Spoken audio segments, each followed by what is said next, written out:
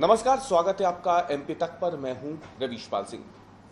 देश भर में जालसाज साइबर फ्रॉड के हों या फिर ठगी के दूसरे तरीके हों, उसमें लगे रहते हैं कि वो किस तरीके से आम जनता को लूट सके, उनके साथ जालसाजी कर सके। ऐसे ही एक गिरोह का भांडाफोड़ भोपाल पुलिस ने किया है। ये गिरोह लोगों को ठगने का काम तो नहीं करता था, लेकिन उनके साथ ठगी के जरिए पैसे जो वसूले जाएं, ऐसे बैंक खातों को तैयार करता था और फिर ये बैंक खाते ठगों को, जालसाजों को बेच देता था।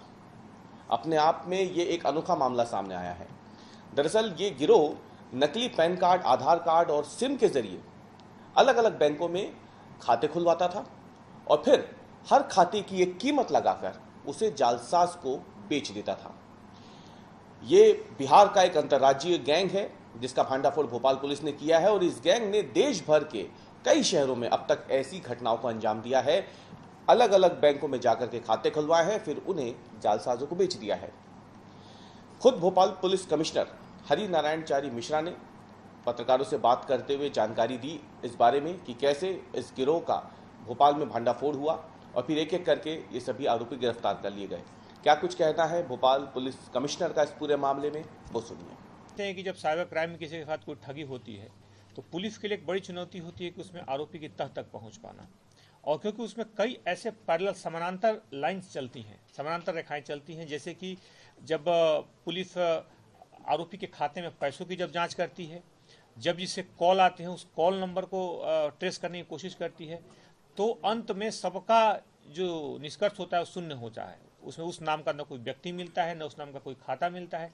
इसलिए हमेशा से अबूझ पहेली है और पुलिस की जांच का एक महत्वपूर्ण हिस्सा है कि आखिर उस तह तक कैसे पहुंचा जाए।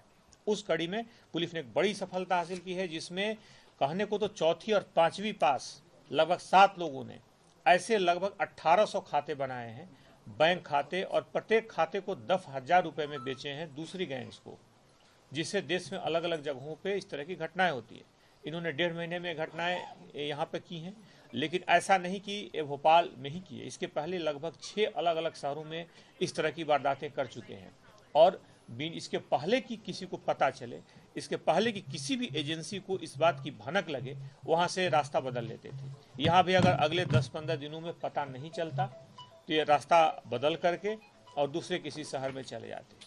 ये वहाँ पर कुछ ऐसे आधार कार्ड का इस्तेमाल करते थे जिस आधार कार्ड में समान तौर पे पैन कार्ड से जो आधार कार्ड लिंक नहीं होता था उसमें, और कुछ दूसरे राज्यों पे ऐसे आधार कार्ड जो अनडिलीवर्ड होते हैं, जिसमें कुछ एड्रेस की त्रुटि हो, कुछ और गड़बड़ी, कुछ इनकी ऐसे लोगों से इनका संपर्क था जो अनडिलीवर्ड जो होते थे आधार, उनको ये मंगवा लेते थे। यानी कि इस कड़िया, इस विवेचना में आगे और भी कुछ कड़ियाँ हैं जिससे पुलिस इस बिंदु की जांच करेगी कि आखिर खाते खुले तो इसमें क्या कोई बैंकिंग संस्था में कहीं कुछ लापरवाही हुई, क्या फर्जी सिम कार्ड मिले किसी मोबाइल नेटवर्क की, हमारी जो कंपनियां हैं जो बहुत सारे, उनमें कहीं कोई चूक हुई। इस तरह के सारे बिंदुओं पर आने वाले समय में पुलिस इन्वेस्टिगेट करेगी इन सारे बिंदुओं पर, क्योंकि हमारी। तो आपने सुना भोपाल पुलिस कमिश्नर ने क्या कुछ बताया। दरअसल भोपाल पुलिस को इसकी जानकारी मिली कैसे? भोपाल पुलिस को इसकी जानकारी मिलती है उसके मुखबिर तंत्र के जरिए। पुलिस को सूचना मिलती है, हनुमानगंज पुलिस को खास तौर से, कि एक दुकान है जिसमें पिछले कुछ दिनों से एक युवक और युवती आ रहे हैं, अलग अलग नाम से वो सिम कार्ड लेके जा रहे हैं। पुलिस जब जांच करने पहुंची तो पाया कि सिम कार्ड जिस आधार पे ली गई है, जिस नाम पे ली गई, वो नाम तो सब अलग अलग हैं, लेकिन हर नाम के साथ युवक और युवती की फोटो सेम है, एक जैसी है। यानी वह एक ही युवक और युवती हैं, लेकिन वो हर फॉर्म में अपना नाम अलग भर के सिम कार्ड ले रहे हैं। पुलिस को शक हुआ तो पुलिस ने इस पूरे मामले में एक केस जो है वो दर्ज कर लिया।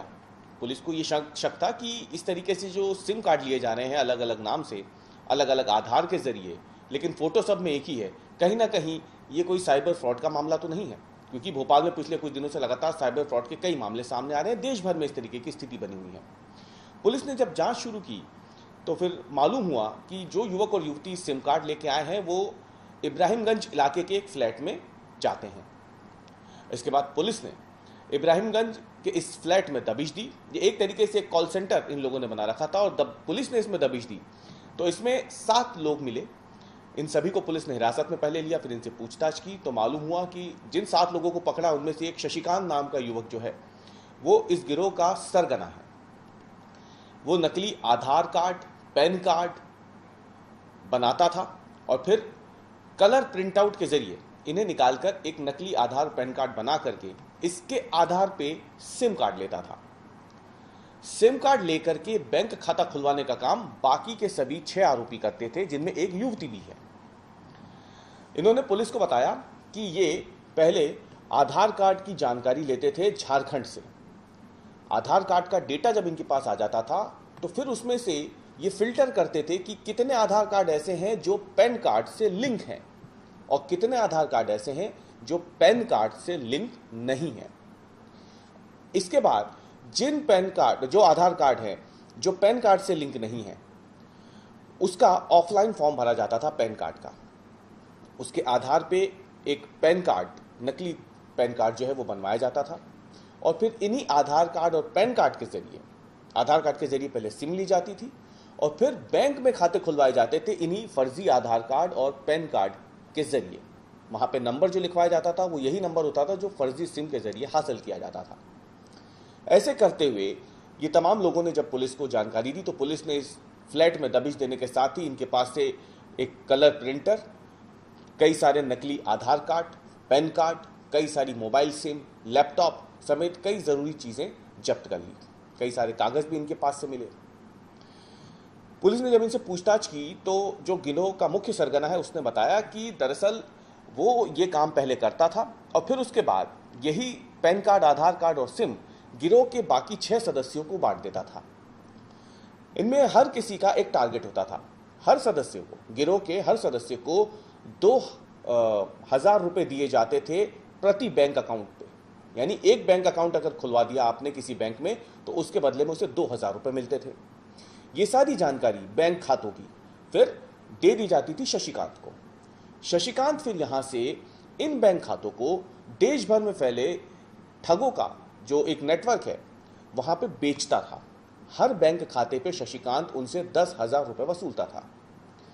पूछताछ में शशिकांत ने बताया कि उसने अब तक ऐसे 1800 से ज्यादा बैंक खाते जो है वो जालसाजों को 10,000 रुपए प्रति बैंक खाते की दर पर बेचे हैं।